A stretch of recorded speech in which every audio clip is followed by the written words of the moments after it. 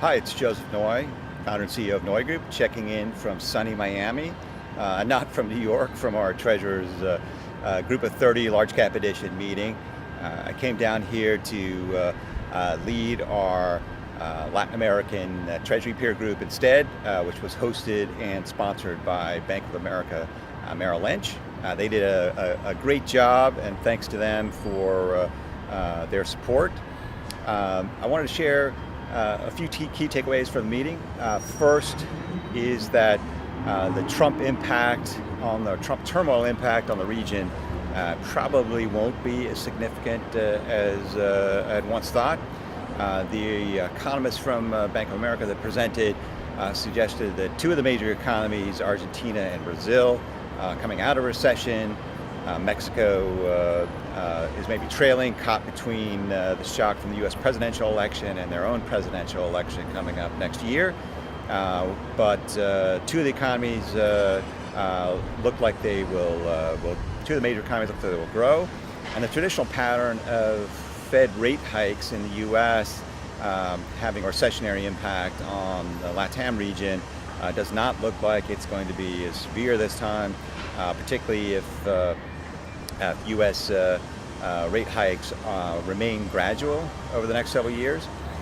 This is in part due to better debt management by the Latam countries, and just economically, their trade flows are less dependent on the U.S. With more influence by China, the rest of Asia, and Europe. Second takeaway that I wanted to share deals with tax reform. We had an expert from PricewaterhouseCoopers at PwC present on the tax reform proposal, the probabilities thereof. It does not look like some of the more transformational pieces of tax reform are as likely to come about, such as the border tax adjustment and interest expense deductibility.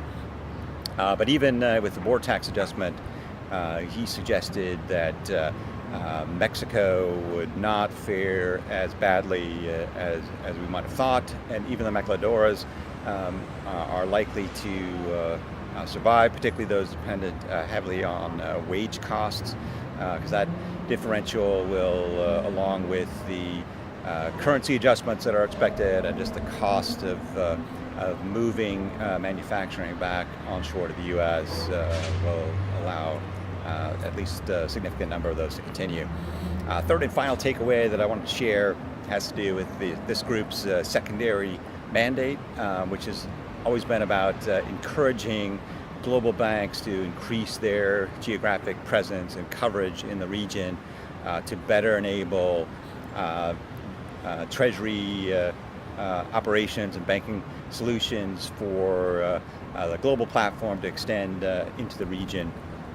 Bank of America Merrill Lynch presented their roadmap and the idea of strategic alliances with local banks that are supported by service level agreements and innovations in technology to better enable them to deliver their global platform via local banks with coverage on the ground.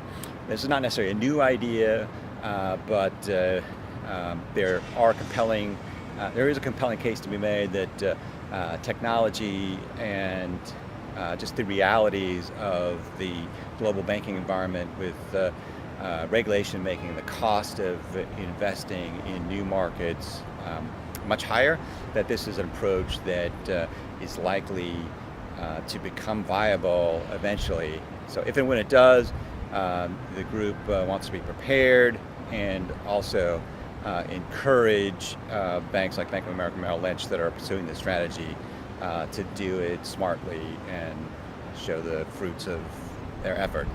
That's it for me, checking in from sunny Miami. Likely to check in next time from Silicon Valley in California, where our Tech 20 Treasurers peer group will be meeting, and that's also sponsored by Bank of America Merrill Lynch.